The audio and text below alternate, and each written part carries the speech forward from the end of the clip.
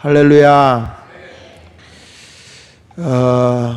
요한 계시록에 있는 말씀을 읽으면서 지금 시대가 굉장히 어려운 시국으로 가고 있는 모든 것을 보면서 우리가 더 은혜 받아야 할 때이고 더 기도해야 할 때다, 이런 생각이 들어서 당분간은 제가 요한계시록 중심으로 이 철야를 여러분들에게 말씀으로 깨우치려고 합니다.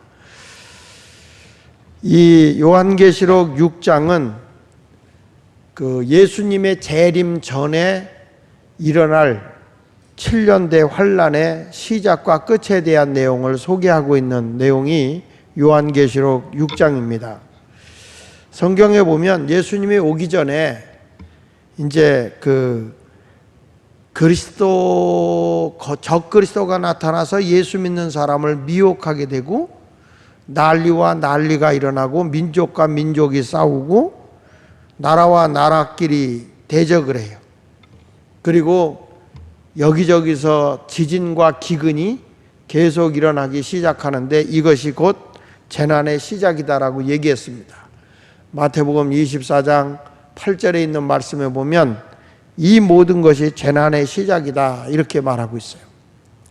그 시대에 지금 돌아가는 것을 보면 여기저기서 이단들이 아주 심해요. 아주 심하게 대한민국에만 일어나는 게 아니고요, 세계에 흩어져 있는 곳에서 이 거짓 그리스도의 모습으로 예수 믿는 사람을 미혹하고 현혹하는 데가 상당히 많아졌고요. 그리고 지금 난리와 난리가 자꾸 일어나요. 같은 민족끼리, 같은 또 이렇게 주변에 있는 같은 나라에서도 서로 사상적으로 서로 이렇게 다투고 분쟁을 해요. 그래서 난리와 난리가 있고 민족과 민족이 일어나요. 그러니까 자꾸 테러가 일어나고 자꾸 여기저기서 싸움이 일어나요. 뭐 노조와 또 뭐 여기저기서 계속 데모하는 일들이 이제 지금으로 보면 진압을 하니까 그렇지만 난리라는 거예요. 난리와 난리, 민족과 민족, 그 다음에 여러분 알다시피 나라끼리 지금 분쟁하고 싸우게 돼요. 같은 가까운 이렇게 형제 우애와 같았던 나라들도 사상적인 것 때문에 나라끼리 이제는 싸우게 되게 되고요. 그러면서 기근이 자꾸 여기저기서 일어나요. 그 땅들이 점점 황폐해져 간다는 거, 농사가 잘 안 된다는 거, 지금 미국은 굉장히 심각하게 얘기를 하고 있어요. 그리고 여러분 지진이, 요즘에 지진 나는 얘기가 굉장히 많이 나지 않습니까? 점점 아주 지금 보니까 이 샌프란시스코 캘리포니아주, 그러니까 로스앤젤레스 근방 이제 거긴데 지진이 지금 며칠 사이에 난 게 지금 400몇 번 일어났다고. 지금 뭐 그것도 시시하게 지진한 게 아니라 제일 강도가 센 건 7.1이면요 우리가 서 있지를 못해요. 굉장히 심하게 지진이 지금 일어나고 있는 이런 시대가, 이게 재난의 시작이구나 하는 것을 우리가 다시 한번 생각해 볼 필요가 있어요. 그러면서 어떤 일이 일어나냐면 큰 환란이 일어난다고 그랬어요. 이 재난이 시작되면서 환란이 일어나게 되는데 마태복음 24장 21절에 보면 이는 그때에 큰 환란이 있겠습니다. 창세로부터 지금까지는 환란이 없었고 후에도 없으리라. 그러니까 큰 환란이, 이런 재난과 이런 시련의 시대가 오면서 재난이 시작되지만 이어서 일어날 것이 뭐냐면 대환란이에요. 그리고 환란 후에는 천체가 변해버려요. 마태복음 24장 29절에 보면 환란 후에 어떤 일이 일어나죠? 즉시 해가 어두워지며 달이 빛을 내지 아니하며 별들이 하늘에서 떨어지며 하늘의 권능들이 흔들리게 된다는 거예요. 그러니까 이런 내용이 요한계시록 6장부터 6장 첫째 인을 떼셔서 다섯째 인까지 띄실 때에 나타나는 그 재난의 시작 부분이에요. 그리고 여섯째 인을 뗄 때는 재앙이 있은 후에 일어날 상황을 이야기하는데 똑같이 천체의 변동이 일어난다 하는 얘기를 하고 있어요. 그래서 오늘 저는 이 요한계시록의 제일 오늘 핵심적인 얘기를 5절 6절에 있는 내용을 하려고 하는데, 잠깐 1절부터 첫째 인을 떼는 거, 둘째 인 떼는 거, 셋째 인, 오늘 넷째 인까지 갈지는 모르겠지만 다 못 갈 것 같아요. 그래서 계속 시리즈로 가겠습니다. 하나님의 은혜가 여러분 모두에게 있어야 되겠고요, 우리가 이 시대를 보고 영적 생활을 해야 돼요. 시대를 보고. 여기 첫째 인을 뗐다고 그랬습니다. 1절 2절 같이 읽어보겠습니다. 다시 한번 1절 2절 시작. 내가 보매 어린 양이 7인 중에 하나를 떼시는데, 그때에 내가 들으니 우레소리같이 말하되 오라 하기로, 이에 내가 보니 흰 말이 있는데 그 탄 자가 활을 가졌고 면류관을 받고 나아가서 이기고 또 이기려고 하더라 라는 말씀이에요. 자, 여기 보면 첫째 인을 떼실 때 뭐가 나오죠? 흰 말이 등장해요. 흰 말. 자, 예수님이 인을 떼고 있는 겁니다. 예수님이 인을 떼고 있어요. 지금 이 감춰져 있던 비밀스러운 것을 이제 개봉을 하는 거예요. 개봉을 하면서 시대에 이것을 뗄 때마다 어떤 일이 일어난다는 것을 지금 알려주는데, 흰 말이 등장하는데, 예수님이 인을 뗄 때 흰 말이 등장해요. 활을 가지고 있는 흰 말, 면류관을 썼는데 이기고 또 이기려고 하는 이 흰 말이 등장하는데, 이것이 뭘 얘기하냐면 그리스도를 가장한 적 그리스도를 얘기하는 거예요. 거짓 그리스도. 그러니까 예수님이 뗄 때 첫 번째로 등장하는 게 이제 그리스도인들을 미혹하는 시대가 오거든요. 거짓 그리스도가 나타나서 예수 믿는 사람의 영혼을 도둑질하기 위해서 자꾸 신앙을 이제 타락하게 만들어 버리는 거예요. 여기 보면 인을 떼니까 흰말을 탄 자가 활을 가졌고 면류관을 가지고 이기려고 한다 그랬는데요, 흰말 탄 자가 뭘 가졌다고요? 활을 가지고 있어요. 그런데 활이라고 하는 것은 큰 활만 가지고 있었지 그 안에 뭐가 없어요? 화살이 없어요. 이 말은 무슨 얘기냐면 그리스도의 모습을 하고 있지만 복음이 없는 거예요. 화살은 복음을 의미하거든요. 근데 이 활만 가지고 있어요. 그리고 면류관을 썼다는 거 뭐냐면 자기 영광이에요. 하늘의 영광, 하나님의 영광을 위해서 나타나는 게 아니라 자기 세상적 영광의 면류관을 쓰고 있는 자가 딱 등장하면서 이 거룩한 모습을 하고 거룩한 척하고 나타난다고 말세의 징조를 그렇게 말하고 있어요. 마태복음 24장 15절을 다시 읽어보겠는데요, 거기 보면 이렇게 말합니다. 시작. 그러므로 너희가 선지자 다니엘이 말한 바 멸망에 가증한 것이 거룩한 것에 선 것을 보거든 읽는 자는 깨달아라. 여기 보면 멸망에 가증한 것이 어디에서 등장해서 설치되냐면 거룩한 것. 이젠 여러분 교회 안에서 복음이 상실된 시대예요. 저는 근래에 와서 집회를 인도하면서 복음을 전해보면서 충격적인 것은 은혜가 소멸되고 있다는 거예요. 은혜를 갈망하는 사람이 없다는 거예요. 옛날에 은혜 받았던 분들은 그래도 은혜를 받겠다고 나오는데, 젊은 세대가 이성적인 그런 판단에 의해서 과학, 철학, 그리고 이성의 어떤 그 학문적인 요소들 때문에 하나님의 은혜를 갈망하지 않습니다. 자기 논리, 자기 주장은 강한데 복음이 없어요. 그러니까 어떤 일을 보냐면 자꾸 교회에 이상한 소리만 들으면 다 배교해요. 교회를 떠나버려요.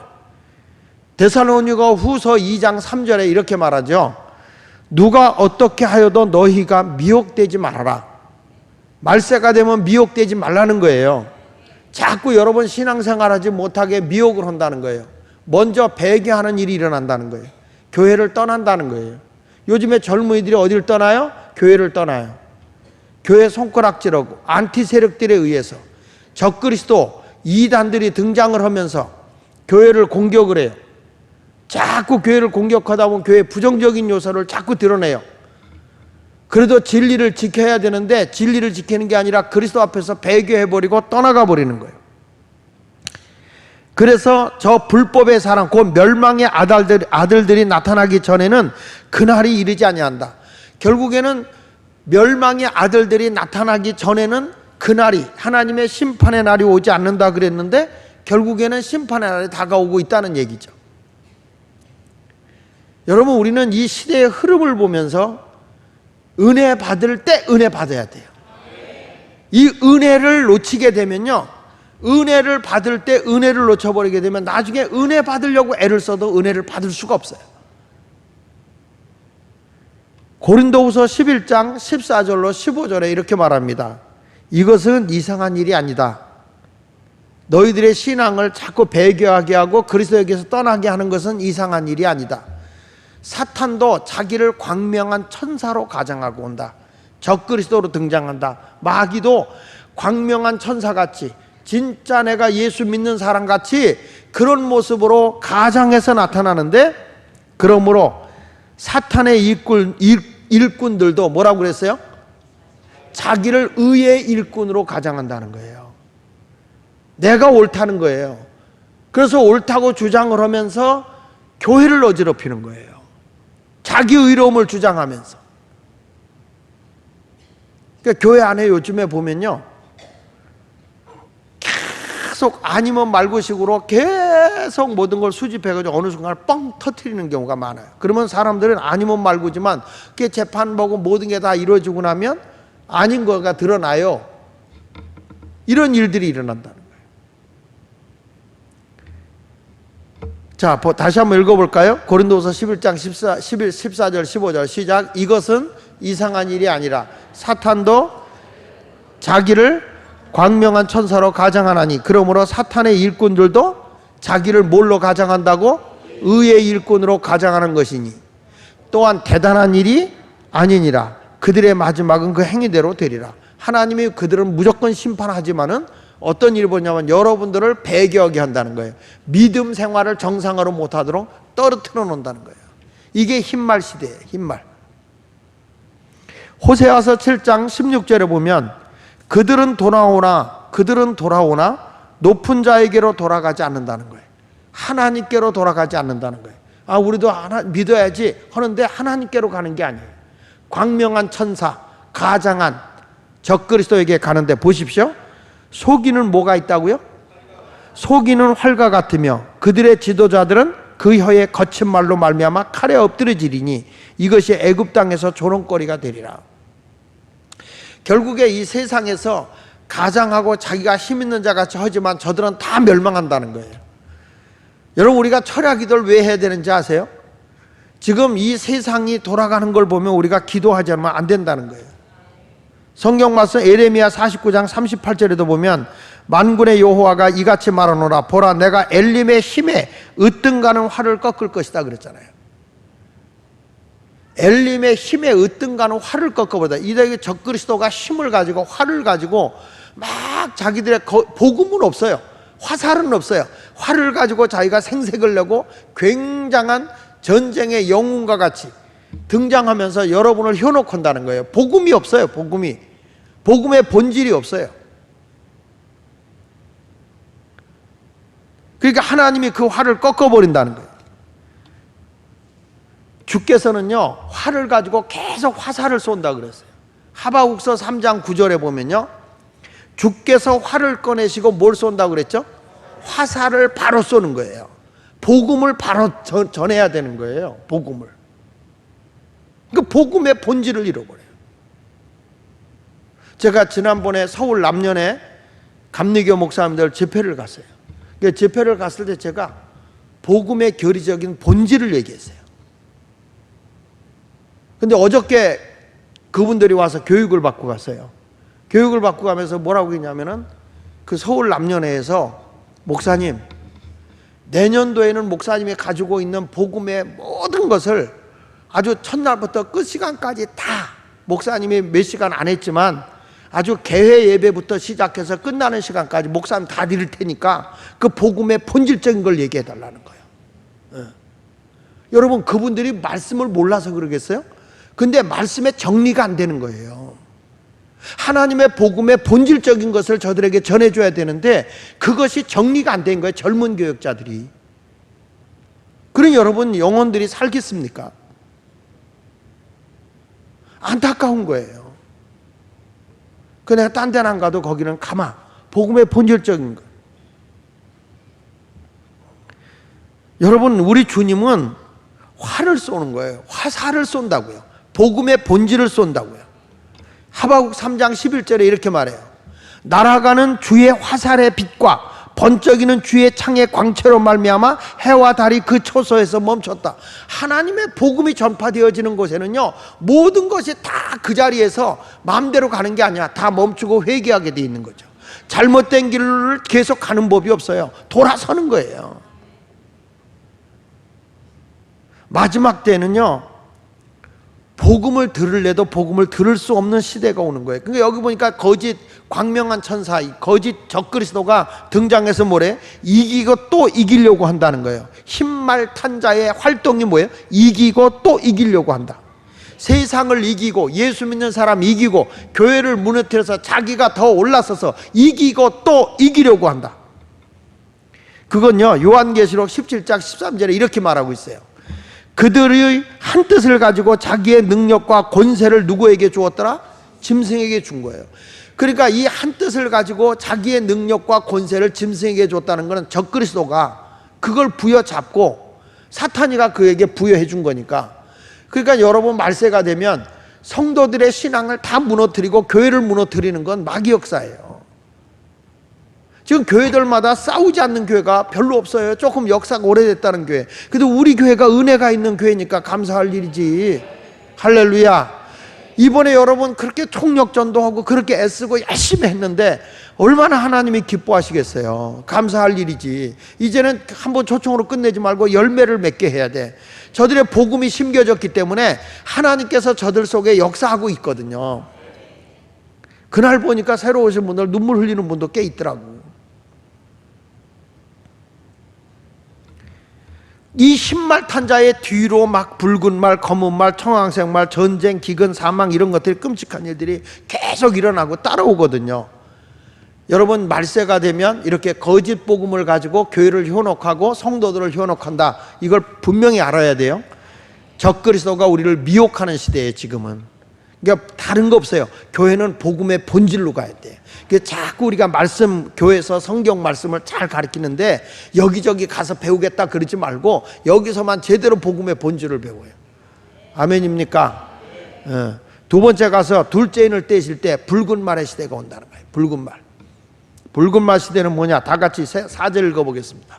요한계시록 6장 4절 시작.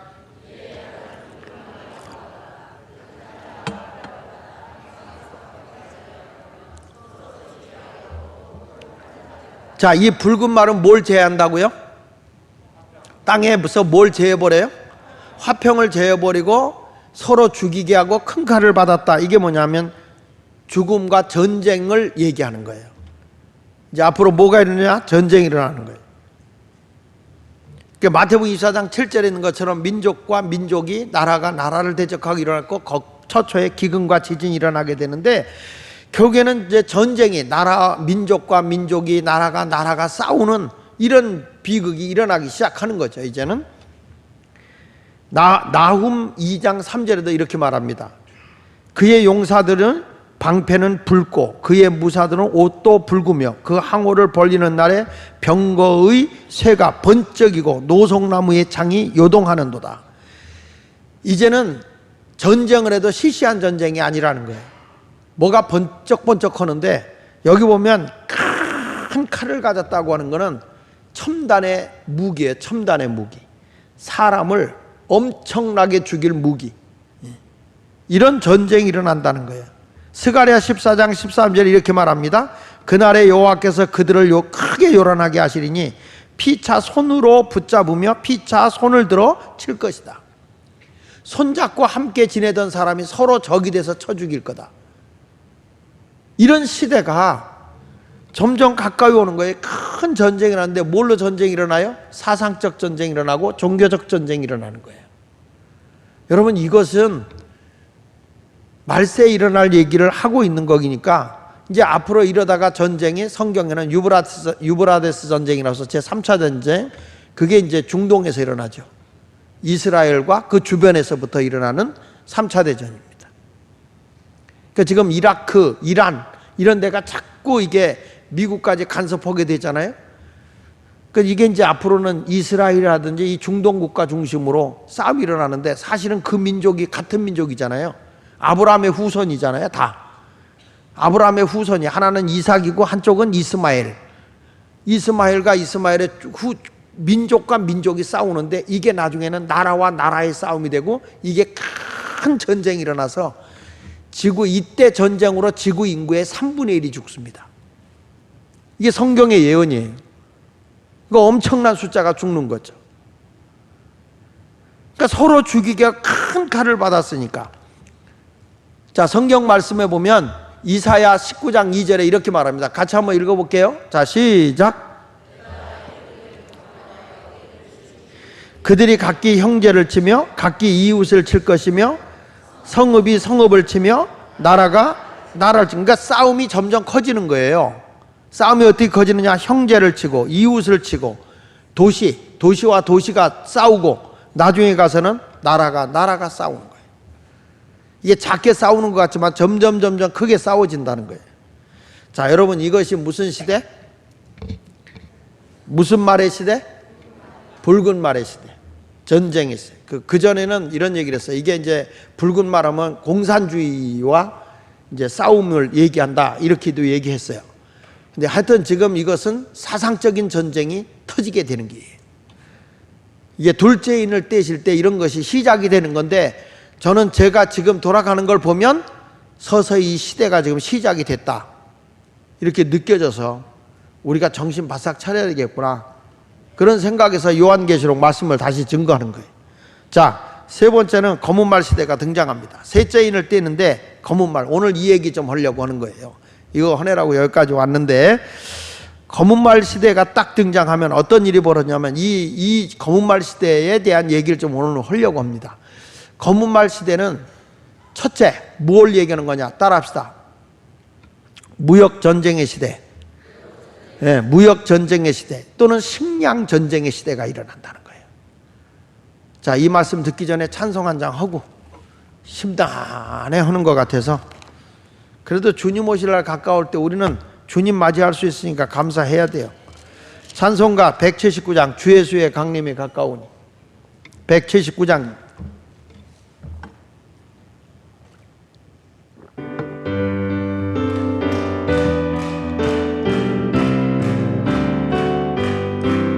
주 예수의 강림이 가까우니 저 천국으로 늘 자매게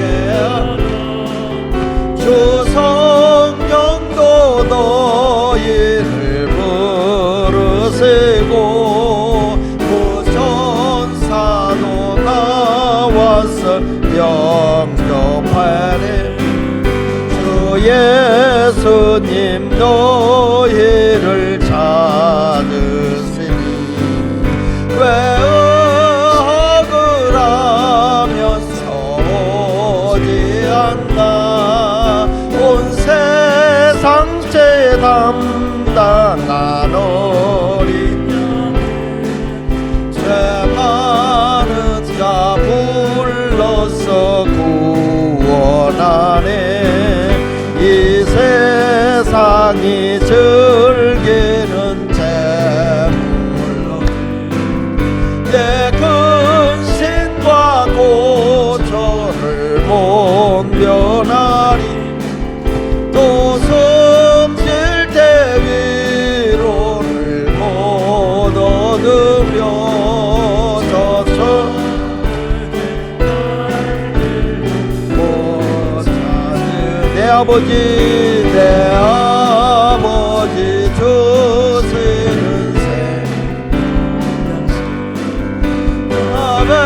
배불리 먹고서 영생하라고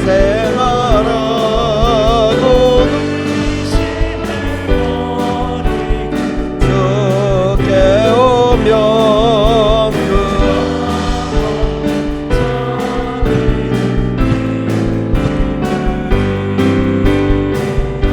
할렐루야. 요한계시록 6장 5절 보겠습니다. 요한계시록 6장 5절로 6절에 있는 말씀, 셋째 인을 떼실 때 같이 읽어봅니다. 시작. 셋째 인을 떼실 때에 내가 들으니 셋째 생물이 말하되 오라 하기로 내가 보니 검은 말이 나오는데 그 탄 자가 손에 저울을 가졌더라. 내가 네 생물 사이로부터 나는 듯한 음성을 들으니 이르되 한 데나리온의 밀한대요 한 데나리온의 보리석대로다. 또 감람류와 포도주는 해치지 말라 하더라. 여기 보면 검은 말을 탄 자가 손에 뭘 가졌더라? 저울을 가졌다. 이 검은 말은 뭘 의미하냐면 기근을 얘기합니다. 기근과 재앙을 의미하는데, 검은 말을 탄 자가 딱 등장하면 이 세상에 오는 게 기근이에요. 재앙이에요. 아무리 인간이 살아보려고 애를 써도 기근이 오면 벗어날 수가 없는 거죠. 그러니까 사람들이 먹을 양식이 모자라고 돈 쓸 수가 없어요. 그러니까 그때 무기가 뭐냐? 저울에다가 양식을 달아서 배급을 해주는데, 그냥 여기 보면 밀 한 대, 또 보리석 대, 이게 한 대네 오르니 하루 품삯이잖아요. 근데 이것이 남자 한 사람이 한 끼를 먹을 수 있을 정도가 이제 밀 한 대 또는 보리석 대 이렇게 되는 거예요. 그러니까 가족이 그걸 먹으려니까 너무너무 힘든 그런 시대가 온다. 그러니까 이제는 사람들이 다 이해 타산을 따져서 무역전쟁도 하게 되는 거예요. 누가 잘 사는 걸 원치 않아요. 그러니까 지금 무역전쟁도 하게 되고, 나중에는 양식도 굉장히, 지금 우리나라도요, 조금 이따 제가 얘기하겠지만 1965년도만 해도 우리나라의 이 양식 자급률이, 농사져서 먹고 사는 자급률이 약 92.8%였어요. 근데 지금은 다 아파트 짓고 농사 안 짓고 그래가지고 자급률이 얼마나 되냐? 42.6% 정도. 그러니까 지금 우리가 양식을 수입해 오지 않으면 우리나라도 먹고 살기가 어려운 그런 시대가 된 거예요, 여러분. 지금 다른 데서 와서 막 이것 먹고 저것 먹고 그러니까 그렇지, 사실 나는 여기서 나는 그 양식을 먹고 살기가 어려운 시대가 온다는 거죠. 자, 지금 보면 무역전쟁도 일어나서 금융제재가 막 일어나기 시작해요. 지금 미국이라는 나라가 딱 죄니까요, 중국이라는 나라가 휘청해요. 전에 레이건이 하도 러시아가 하도 까불고 자꾸 코앞에까지 와서, 쿠바 앞에까지 와서 막 3차 대전 일으킨다고 막 위협을 가하고 하니까, 그때 레이건이 러시아의 경제를 딱 잡은 거예요. 그래서 러시아가 지금까지 일어나지를 못하는 거예요. 근데 지금 미국이, 중국이 자꾸 잘 된다고 막 설쳐대니까 딱 잡는 거예요. 지금 우리나라도 외교적으로 모든 걸 다 만들어 놓고 다 했는데 아직까지 우리는 일본에 비해서는 모든 게 부족하거든. 그런데 우리는 겁없이 까본 거예요. 겁없이 까본 거예요. 근데 결국에는 이런 것들이 다 트럼프나 아베나 다 지금 뭐 이런 나라들이 지금은요, 영국하고 그렇게 미국하고 가까워서도 지금 영국하고도 싸움이 벌어지잖아요. 그러니까 이렇게 일어나는 일들이 우연이 아니라는 거예요, 여러분. 이제는 평화 시대가 되고 나 보니까 이제는 다른 전쟁이 아니에요. 이제는 무슨 전쟁이냐? 이제는 무기가 왔다 갔다 하는 게 아니라 돈 전쟁이에요. 무역 전쟁이라는 거예요. 먹고 사는 문제를 가지고 이제 전쟁한다는 거예요. 옛날에는 정경유착하지 말라고 그랬어요. 정치와 경제는 따로 분류해야 된다. 경제는 경제, 정치는 정치대로 따로 가야 이게 발전한다 그랬는데, 지금은 정치가 경제까지 휘어잡으려고 그러다 보니까 이런 갈등이 계속 생기는 거예요. 일본도 그렇고 미국도 그렇고 한국도 마찬가지고요. 이게 굉장히 어려운 거죠. 지금 학교 교육도 이제는 어떤 일이 벌어집니까? 특성화된 학교를 세워서 학교를 이렇게 건설한 학교를 세운 데가 있잖아요. 그런 세운 데가 있으면 그 학교를 세운 사람의 철학을 가지고 이런 인재를 키우고 싶다, 이런 인재, 나라의 인재를 키우기 위해서 그런 철학을 가지고, 교육은 돈이 안 되니까 다 돈이 안 돼요. 이거는 계속 투자거든요. 그러니까 돈 있는 사람들이 투자해서 나라의 미래에 인재를 키우겠다는 이런 사명감을 가지고 학교를 세웠거든요. 근데 지금은 그것도 국가에서 다 제재하는 거죠. 그래서 특성화, 자율형 이거 다 없애는 거예요. 이제 이런 일들이 일어나고 있는 것이 이제는 옛날하고 많이 달라졌어요. 이제 권력자들에 의해서 모든 것이 움직여지는 그런 시대가 되지 않았나 하는 생각을 해요. 근데 이런 것들이 그냥 일어나는 것은 아닙니다. 다 이런 것들에 의해서 결국에는 국가적인 재앙이 오게 되는 거예요. 지금 서로 상생을 해야 되는데 누구 편에 있느냐에 따라, 정치가 누구 편을 드느냐에 따라서 달라지는 거죠. 그러니까 우리나라 기업인들은 무슨 죄인 같잖아요. 근로자나 노동자들은 힘 있는 사람이 돼버리고, 그러니까 지금 우리나라 투자하고 공장을 세우려고 하는 사람이 외국에다 돈을 다 갖다 투자해버리고 국내는 일자리가 없어지는 거예요. 젊은 사람들이. 그러니까 기업인들을 살려주면서 이게 서로 상생해야 되거든요. 근로자 없이 기업이 있을 수 없고 기업가가 없이 근로자가 생길 수가 없는 거잖아요. 그러니까 서로가 서로 응징하면서 서로 나누면서 이렇게 살아가야 되는데, 이게 너는 갑이고 너는 을이고 이런 이분법적 논리로다가 딱 선을 그어버리니까 우리는 천사고 너는 악마고 이런 식으로 되면 안 되잖아요. 근데 이런 일들이 일어난다는 거예요. 이게 검은말 시대의 특징인 거예요. 나 욕심을 위해서 내 욕심만을 찾으려고 하니까 먹고 사는 문제에 갖고 싸우게 되겠죠. 이제 점점. 그러니까 결국에는 마태복음 24장 7절의 끝부분에 가서 보면 곳곳에 기근과 지진이 일어나기 때문에, 어떤 지진이 일어나냐, 이 에스겔서 4장 15절로 17절에 보면 앞으로는 연료도 부족해. 연료도 여호와께서 내게 이르시되 보라, 쇠똥으로 인분을 대신하기를 허락하니 너는 그것으로 떡을 구울지니라. 앞으로는 연료가 모자라서 소똥도 모자라, 인분 그런 거 태워서 이제는 연료를 써야 되고, 내게 이르시되 인자야 내가 예루살렘에서 의뢰하는 양식을 끊으리니, 하나님이 양식도 끊어버린다잖아요. 백성이 근심 중에 떡을 달아 먹고 두려워 떨며 물을 데워 마시다가 떡과 물이 부족하여 피차에 두려워하여 떨며 그 죄악 중에서 쇠퇴하리라. 그 사람들이 먹고 살고 마실 것이 없는 시대가 이제 점점 오게 되니까 사람들이 어떻게 살아야 될지. 그러니까 이 요세푸스가 쓴 역사책에 보면 서기 70년경에 로마가 이스라엘을 멸망시켰을 때 이스라엘에 먹을 것이 없어서 어떻게 먹었냐 그랬더니 가죽 제품을 물에 불려서 그것을 먹었다는 거예요. 쉽게 말하면 여러분들의 허리띠 같은 거, 가죽옷 같은 거 불려서 그걸 먹었다는 거예요. 그것도 부족해서 나중에 성경에도 나오지만 자식을, 오늘은 네 자식 잡아먹고 내일은 남의 자식 잡아먹고 이런 시대도 있었다는 거예요.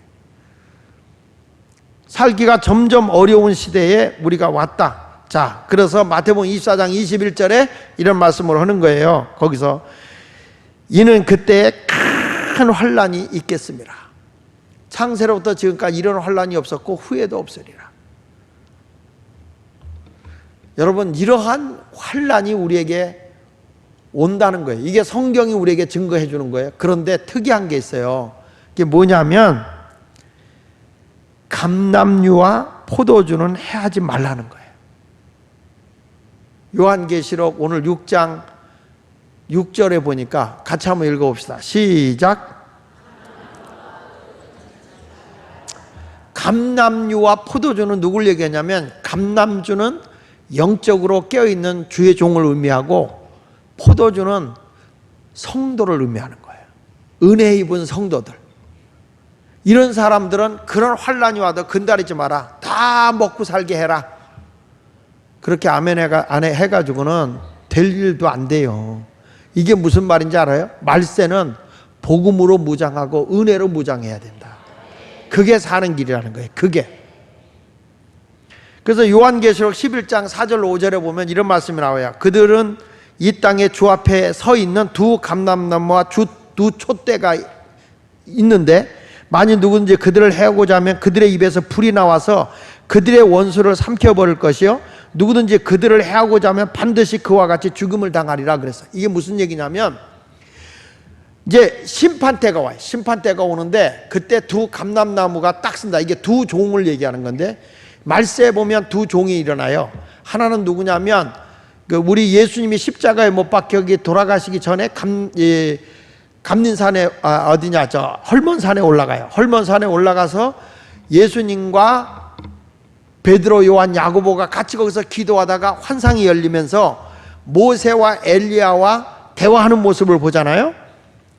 그들이 다시 온다는 거예요. 그래서 모세와 같이 능력을 가지고 영혼을 구원해서 환란 시대 때 구원을 시켜서 7년 환란을 통과하고 천년왕국에 입성할 사람을 인도하는 모세 같은 사명을 가진 그런 감람나무 같은 주의 종이 나타나고, 그 다음에 그들을 우상으로 환란에 넘어뜨리려고 하는 자들에게 끝까지 싸워서 하늘에서 불덩어리가 떨어지게 해서 싸웠던 사람이 있죠. 누구죠? 엘리야. 이런 두 종이 마지막에 나타나서 마지막 추수를 한다는 거예요. 마지막 추수를 때 적 그리스도들이 그들을 해하려고, 그들을 죽이려고, 그들을 넘어뜨리려고 애를 쓰지만 그들을 해하려면 해할수록 더 그들이 해를 입는다는 거예요. 여러분, 은혜 있고 하나님의 은혜 속에 살아가는 사람들은요, 근달이면 근달일수록 근달이는 사람이 해를 입는 거예요. 그러니까 주님과 함께 더불어 살아야 됩니다. 할렐루야. 저는 이 말세가 되면 말세일 될수록 우리는 더 은혜를 받아야 된다. 더 성령 받아야 된다. 하나님의 뜻대로 살아가야 된다. 그걸 잊지 않기를 바랍니다. 2차 세계대전 때 독일군이 레닌그라드를 포위했을 때에 저들이 먹을 양식이 없어서 하루에 한 끼밖에 먹지 못했다는 거예요. 저울에 달아가지고. 그러니까 환란 시대 땐 그런 일이 온다는 거죠. 근데 통계에 의하면 21세기에, 지금 21세기거든요. 21세기에 이런 기근이 급격히 오고 있다는 거예요. 미국에서 세계 최고의 곡창지대가 어디냐면 노스 다코타주인데요. 노스 다코타주에 보면은 이 주립대학의 그 리오름 교수가 이런 얘기했어요. 지금 가뭄은 반세기 만에 처음이다. 고는 56년 이후 한 세대의 만에 최고라고까지 그 교수가 얘기를 할 정도로 지금 미국에서 보면 옥수수도 없고 변형된 유전자 옥수수가 막 이상하게 뒤틀려 버린다는 거예요. 그 지역이 곡물 아주 쏟아져 나오는 지대였는데 지금 그렇게 어려운 상태가 되었다는 겁니다. 아까도 잠깐 얘기했지만 우리나라는 밀 자급률이 지금 44.7%, 옥수수가 과거에는 굉장히 85.5%로 높았고 콩은 97.8%까지 높았었는데 지금 한국이 잘 산다 해도 스스로 양식을 자립할 수 있는 그런 전체적인 양식을 보면은 28.4%래요. 28.4%. 85년도까지만 해도 우리가 48.4%라고 그랬는데 지금에 와서는 28.4%, 지금 아마 더 떨어졌을지도 몰라요. 자, 이런 지진, 지금 일본과 한국이 지금 막 으릉대고 있어요. 미국에다 협력을 요청하고 있지만 절대 미국도 한국을 그렇게 쉽게 도와주지 않아요. 우리가 북한에다 그렇게 공을 들이고 애쓰지만 오늘 뭐라고 그래요? 북한에서 남한하고는 의논할 거 아무것도 없다 그러잖아요.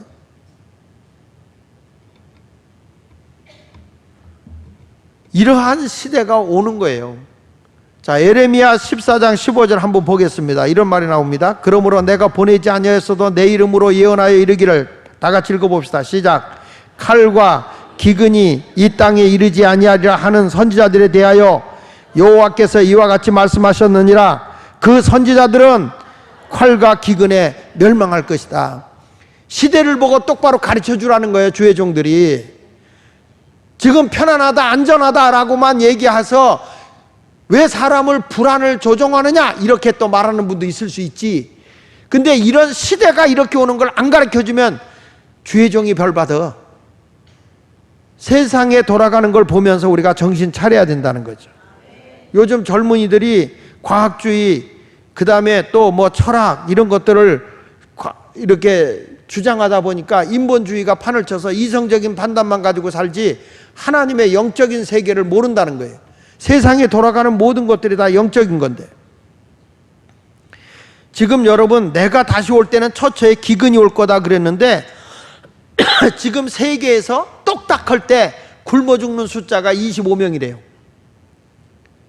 똑딱하면 죽었어. 굶어서 죽는 숫자가. 지금 여러분 아프리카 같은 데 굶어 죽는 사람이 굉장히 많고, 지금 난민들이 막 들어가려도 못 들어오게 하잖아요. 지금 선진국에서는 버리는 음식만 난민에게 주어도 다 먹고 산대요.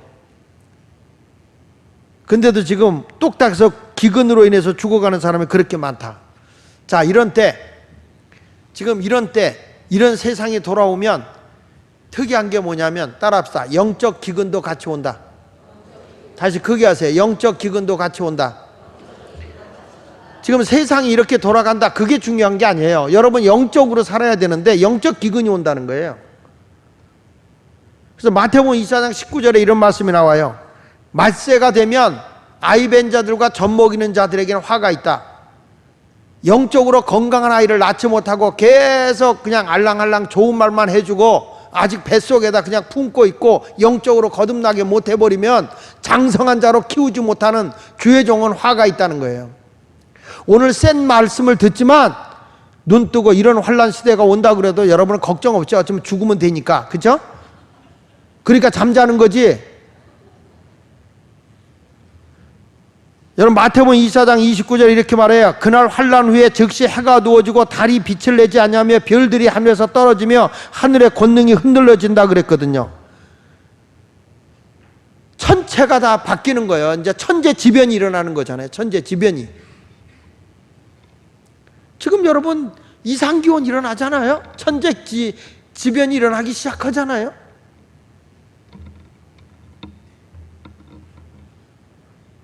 자, 이런 때에 해가 어두워진다는 게 뭐예요? 예수를 잃어버리고 산다는 거예요. 영적으로 얘기해보면 해가 어두워진다. 왜냐하면 예수님은 돋는해잖아요. 누가복음 7장 78절에, 누가복음 1장 78절에 이는 우리가 하나님의 국률로 인함이라. 이래서 돋는 해가 위로부터 우리에게 임한다. 돋는 해가 누구냐? 예수님이에요.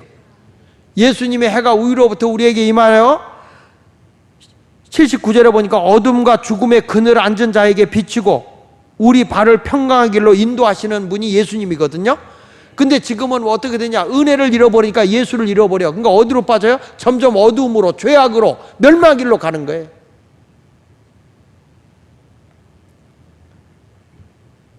그러니까 아모스서 8장 11절에 보면 말세가 되면 이런 거예요. 주 여호와의 말씀이니라. 보라, 날이 이를지라. 내가 기근을 땅에 보내리니 양식이 없어 주림이 아니다. 물이 없어 가란 게 아니다. 뭐라고 그랬어요? 여호와의 말씀을 듣지 못하는 게 기갈이란 말이야. 하나님의 말씀을 들어야 되는 거예요. 근데 이것을 듣지 않으려고 그러죠. 그러니까 성도들이 예배 생활을 하는데 하나님의 말씀이 없어요. 요엘서 1장부터 3장까지 보면 하나님의 원리대로, 저들이 형식적인 예배는 드리는데 하나님의 원리대로 예배를 안 드려요. 소재와 전제가 끊어져요. 피곤하다, 바쁘다, 기도 생활 안 해요. 예배 생활 안 해요. 그래서 하나님이 재앙을 내린다는 거잖아요. 요엘서에 보면 육의 사람은 육의 양식을 먹어야 되지만 예수 안에 있는 사람은 영의 양식을 먹어야 돼요. 성경 말씀에 아모스 8장 12절 13절에 같이 한번 읽어보겠습니다. 시작. 사람이 이 바다에서 저 바다까지 북쪽에서 동쪽까지 비틀거리며 여호와의 말씀을 구하려고 돌아다녀도 얻지 못하리니 그날에 아름다운 처녀와 젊은 남자가 다 갈아여 뭐하리라. 이게 무슨 얘기인지 아세요? 여기 가서 은혜 받을까 저기 가서 은혜 받을까, 하나님 말씀을 그렇게 진리를 들으려고 해도 들을 길이 없다는 거예요. 세상이 지금 말세가 되고 환난의 시대가 오는데 지금 하나님의 말씀을 듣기는 들어야 되겠는데 그 원리를 듣지를 못하니까 여기 가서 들어볼까 저기 가서 들어볼까 헤매다가 쓰러져 죽는다. 여러분 마지막 때는 말씀으로, 기도로, 은혜로 무장해야 됩니다. 시편 102편 13절에 이렇게 말합니다. 주께서 일어나사 시온을 국리히 여기시리니, 시온은 교회를 의미하는 거예요. 국리히 여기시니, 다 같이 읽어봅시다. 시작. 지금은 그에게 은혜를 베푸실 때라. 정한 기한이 다가오고 있다는 거예요. 지금은 은혜 받아야 돼. 지금 은혜가 말라갈 때가 다가오고 있다는 거예요. 하나님의 정한 기한이 있다는 거예요. 때가 가까이 오고 있다는 거예요. 때가 가까이 오고 있는데 왜 지금 누워서 자고 있냐는 거죠. 깨어 기도해야지. 세상의 것만 욕심에 취해서 살 때가 아니라는 거예요. 말씀으로 무장하고 기도하고 영이 살아서 하나님의 뜻대로 살아가야 할 때가 됐는데 왜 교회는 기도 소리가 끊어지고 은혜를 갈망하지 않느냐는 거예요. 환난은 점점 가까이 오고 있는데 고린도서 6장 2절에도 분명히 말하고 있어요. 지금이 어느 때냐? 내가 은혜 베풀 때 너희가 듣고 구원의 날에 너를 도왔다 하셨으니 다 같이 보라. 지금이 은혜 받을 만한 때요. 지금이 구원. 이 시대 지나가면 끝나는 거예요. 이 시대가 지나가면 은혜 받을 때 은혜 받아야 되고 구원을 받아야 돼. 아무리 주변에서 교회를 공격하고 뭐 누가 어쩌다 저렇다 얘기해도 여러분 신앙이 무너져서는 안 되는 거예요. 하나님의 복음으로 붙잡고 가야지. 자기 영달을 위해서가 아니라 하나님의 영광을 위해서. 우리의 신앙을 자꾸 떨어뜨리려는 얘기들이 점점 많을 거예요. 이제는 매스컴에서 막 많은 큰 교회를 공격하고 뭐가 큰 비리나 있는 것처럼 얘기하겠죠. 그러나 진리 안에 우리가 서야 되는 거예요. 진리 안에 하나님의 말씀으로 은혜 받고 생활해야 될 줄로 믿습니다. 모세가 애굽으로 갈 때 저들에게 하나님의 뜻을 전하니까 더 핍박이 와. 더 어려움이야. 그냥 놔두지 왜 우리를 건달아서 이렇게 힘들게 하느냐. 그런 사람도 물론 있었겠죠. 그러나 하나님은 저들을 구원해내야 되기 때문에 너희들이 그런 애굽에서 멸망하는 게 아니라 적과 꿀이 가나안 땅은 너를 구원해야 되기 때문에 너희들이 힘들어도 복음을 전하는 거예요. 그래서 나중에 가서 어떡하냐? 자, 하나님의 뜻이다. 가자. 따라 나와야 되는 거예요. 힘들어도. 광야의 길을 걸어가는 거죠. 안 주어든 자리에서 힘든 자리로 가는 거예요. 그래야 홍해도 갈라지고 만나도 먹고. 그렇지만 그 광야의 길은 고달픈 거예요. 언제까지? 적과 꿀이 가나안 땅에 들어갈 때까지, 적과 꿀이 흐르는 가나안 땅에 들어갈 때까지 힘든 거예요. 여러분, 은혜 받고 내가 은혜로운 신앙생활 하지만 힘든 거야. 힘들지만 그래도 적과 꿀이 흐르는 가나안 땅에 들어가기까지는 그 길로 가야죠. 주님의 뜻이니까 걸어가야죠. 믿습니까? 예레미야 14장 1절에 이런 말입니다. 가뭄에 대하여 예레미야에게 이렇게 임했다. 예레미야 14장 4절로 7절 같이 읽어보겠습니다. 시작. 땅에 비가 없어 지면이 갈라지나니 밭가는 자가 부끄러워서 그 머리를 가리는도다. 들의 암사슴은 새끼를 낳아도 풀이 없으므로 내버리며 들나귀들은 벗은 산 위에 서서 승냥이 같이 헐떡이며 풀이 없으므로 눈이 흐려지는도다. 여호와여, 우리의 죄악이 우리에게 대하여 증언할지라도 주는 주의 이름을 위하여 일하소서. 우리의 타락함이 많으니이다. 우리가 주께 범죄하였나이다. 지금 예레미야가 무슨 얘기하는지 아십니까? 우리가 은혜가 없고 죄 속에 살아가게 되면 얼마나 힘든 세상을 너희가 살아가는지 아느냐. 여기 보면 땅에 뭐가 없다? 비가 없다. 비가 없다는 게 뭐 영적으로는 은혜가 없다는 거예요. 은혜가 없다는 거예요. 그래서 이 세상에 내가 그만큼 살아가기가 어려워. 밭 가는 자가 부끄러운다. 밭은 뭐죠? 사명, 일터요. 밭. 사명자가 부끄러워. 들의 암사슴은 새끼를 낳고. 들은 뭐냐? 저는 들은 나의 사명지라고 봐요. 내가 일해야 할 자리. 들로 나가고. 풀은 뭐죠? 풀은 가축들이 먹어야 할 거죠. 하나님의 말씀이라고 봐요. 우리는 마지막 때 은혜의 단비도 맞아야 되고, 주의 종이 밭 가는 자야, 사명 가진 자들이 열심히 성도들의 심령의 밭을 갈아야 돼. 그래서 저들에게 사명자로서 계속 하나님의 생명의 꼴을 먹여야 된단 말이야. 양들에게 풀을 먹여야 된단 말이야. 꼴을 먹여야 된다고. 그래서 말씀 안에 굳게 서야 여러분들이 살게 되는 거였거든요. 믿습니까? 그래서 말세가 되면 여러분 헐떡거리도록 기도하게 만들어야 돼. 성경 말씀 이사야 42장 14절에 보면요, 이렇게 말합니다. 내가 오랫동안 조용하며 잠잠하고 참았으나 뭐라고 그랬어요? 내가 해산하는 여인같이 부르짖으리니 숨이 차서 심히 헐떡일 것이다. 자, 말세가 오면 올수록 우리는 어떻게 기도하라고 그랬어요? 적당하게 기도할 때 지금은 피곤해. 일이 많아서 피곤해. 점점 살기가 어려우니까 사람들이 점점 일을 많이 해. 그러니까 피곤해. 피곤할수록 우리는 어떻게 기도해라 그랬어요? 해산한 여인같이 부르짖어 기도해야 돼요. 아주 헐떡일 정도로 소리쳐서 기도해야 돼. 아니 우리가 은혜 받을 때만 해도요 목소리가 성한 사람이 없었어. 교인들이. 아니 우리 교회도 내가 보기에는 70년, 80년도, 90년도까지만 해도 성도들이 목이 쉬지 않은 교인이 없었어. 우리 교회에서.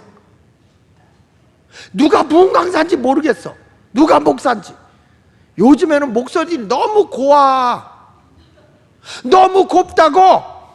왜 그래요? 부르짖는 기도가 없어졌단 말이야. 에레미야 4장 31절에도 이렇게 합니다. 내가 소리를 들으니 여인이 해산하는 소리 같고 초산하는 자의 고통하는 소리 같으니 이는 시온의 딸의 소리라. 여러분 어떤 소리가 시온에서 들리는 거예요? 내가 소리를 들어보니까, 기도 소리를 들어보니까, 울부짖는 소리를 들어보니까 해산하는 여인의 소리 같고, 그 다음에 뭐라고 그랬어요? 그것도 초산하는 여인. 첫 아기 날 때, 둘째 애는 한 번 낳기 때문에 이미 뼈가 물러나서 쉬워. 둘째 애가는 쉽지만 첫 애가 초산이 힘든 거 아니에요? 초산이. 제 아내가 초산할 때 새벽 기도에 들어가서 저녁 예배 시간에 났어. 큰애를. 얼마나 힘들었어. 너무 안 나오길래 신방간 사이에 낳지 뭐요. 그랬더니 얼마나 나에 대한 원망이 컸었는지. 그만큼 애 낳기가 힘들어. 여기 보십시오. 이는 시온의 딸의 소리가 뭐라고 그랬죠? 그가 헐떡이며 그의 손을 펴고 이르기를 내가 화가 있도다. 죽이는 자로 말미암아 나의 심령이 피곤하도다 하는도다. 여러분 우리가 해산한 여인같이 기도해야 돼요. 그렇지 않으면 화가 임하기 때문에. 시온의 딸의 소리가 헐떡인다. 여러분 애 낳을 때 어떻게 하죠? 숨을 몰아쉬게 하잖아.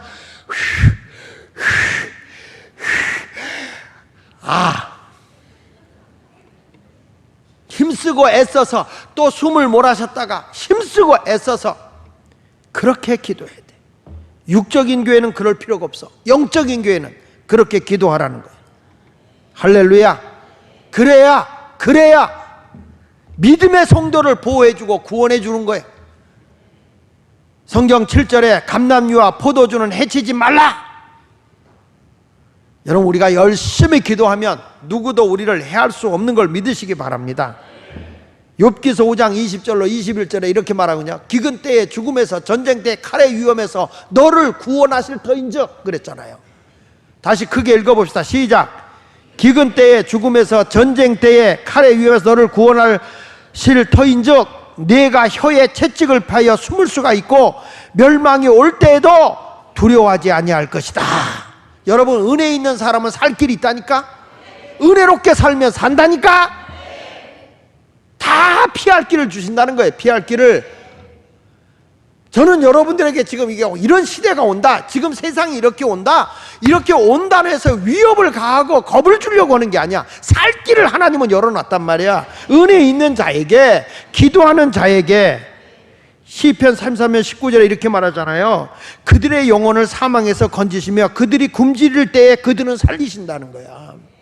은혜롭게 사는 사람은요 사망에서 건진다니까요. 굶주릴 때 우리 살게 한다니까. 그러니까 이제부터 하나님의 은혜 속에 삽시다. 하나님께서 은혜 있는 요셉을 세워서 흉년 때 애굽을 살려내듯이 우리가 여러분 지금 이 시대에 지금 은혜 받을 만한 때 아닙니까? 지금은 은혜 받을 만한 때잖아요. 세상이 이러네, 아이고 큰일 났네, 환란이 왔네, 무역전쟁이 일어나네. 이건 성경에 예언되어 있는 거야. 이런 기근과 지근이 오네. 그래 성경에서 온다고 했어요. 오는 거예요. 사회적으로 보면 역사적으로 보면 다 오는 거예요. 근데 우리가 살 길이 있잖아요. 글로 안 가는 게 문제라는 거예요. 글로 하나님 말씀을 사모해야 되고 더 기도하고 은혜가 충만하고. 지금은 은혜 받을 만한 때란 말이에요. 은혜 받을 만한 때. 그 은혜를 잃어버리면 안 되잖아요. 믿습니까? 요셉 때에 다 창세기 41장 53절 56절에 보면 그 애굽 땅에 다 풍년이 들고 막 은혜가 넘칠 때 요셉은 다 준비하잖아. 다 준비하잖아. 그러니까 흉년이 와서 피할 길을 얻잖아요. 우리도 그렇게 살아야 되잖아요. 지금 여러분 제가 예언의 말씀을 전하는 건데 들을 게 있는 자는 듣는 게 복입니다. 성경 말씀 요한계시록 1장 3절에 보니까 이 예언의 말씀을 읽는 자와 듣는 자와 그 가운데 기록한 것을 지키는 자가 복이 있나니 때가 가깝다. 때가 가깝다. 말씀을 읽고 듣고 지키는 자가 복이 있는 거예요. 요한계시록 22장 7절에 다 같이 시작. 보라 내가 속히 오리니 이 두루마리의 예언의 말씀을 뭐하는 자가? 지키는 자가 복 있는 거예요. 지키는 자가. 몰라서 당하면 안 되지. 다 알지. 아니까 지금부터 더 기도하자. 우리는 시대가 이렇게 되네. 저 일본 놈들 저 물건 사주지 말아야 돼. 그걸로 되는 게 아니야. 지금 여러분 이런 무역전쟁 일어나고 하는 거, 성경에 있는 내용이 그대로 이루어지고 있구나. 은혜 받으라는 얘기네. 말씀대로 순종하라는 얘기네. 더 나라를 위해서 기도해야 되고 내가 은혜 속에 들어가야 된다는 그런 시대를 나에게 알려주는 거네. 들을 게 있는 자는 들으라고. 이게 예언이에요. 예언. 요한계시록 22장 10절에도 이렇게 말합니다. 내가 말하되 이 두루마리의 예언의 말씀을 임봉하지 말라. 때가 가까웠다. 이거 감추지 말고 이거 말하지 말고 그냥 갖고 있어서는 안 된다. 임봉하고 있어서는 안 된다. 열어라. 열어라. 시대를 보고 열어라. 열어라. 그래서 저들이 듣고 준비하게 하라 그 말이에요. 요한계시록 22장 19절 다 같이 한번 읽어봅시다. 시작. 만일 누구든지 이 두루마리의 예언의 말씀에 제하여 버리면 하나님이 두루마리에 기록된 생명나무와 및 거룩한 성에 참여함을 제하여 버린다. 그러니까 여러분 이 말씀을 우리가 듣지 않으면 제하여 버리는 거예요. 자, 여러분 이 셋째인을 뜰 때 검은말 시대가 지금 도래하고 있어요. 이건 의심할 수 없어요. 이런 시대 때 우리는 하나님 말씀을 가까이 하고 은혜 생활하고 기도 생활해야 됩니다. 이 말씀 붙잡고 승리의 삶을 살아가는 여러분이 되시기를 예수 이름으로 축원합니다. 그런 성도 되기 원하면 아멘. 할렐루야. 할렐루야. 할렐루야. 지금 제가 겁주는 거요. 은혜 받자는 얘기요. 은혜 받자는 얘기요. 은혜 받자는 얘기. 시대를 똑바로 보라. 이 예언의 시대에 예언의 말씀을 듣고 이제 깨어서 기도해야 되겠구나. 할렐루야. 더 전도하고 더 기도하고. 여러분 내가 말세가 되면 환난과 온역이 더 점점 심해진다니까. 그럴수록 더 기도해서 병마다 떨쳐버리고 여러분들의 그 환난과 경제적인 어려움도 다 떨쳐버리고 더 하나님 앞에 가까이 하시기를 주의 이름으로 축원합니다. 찬송 우리 한 장 부릅니다.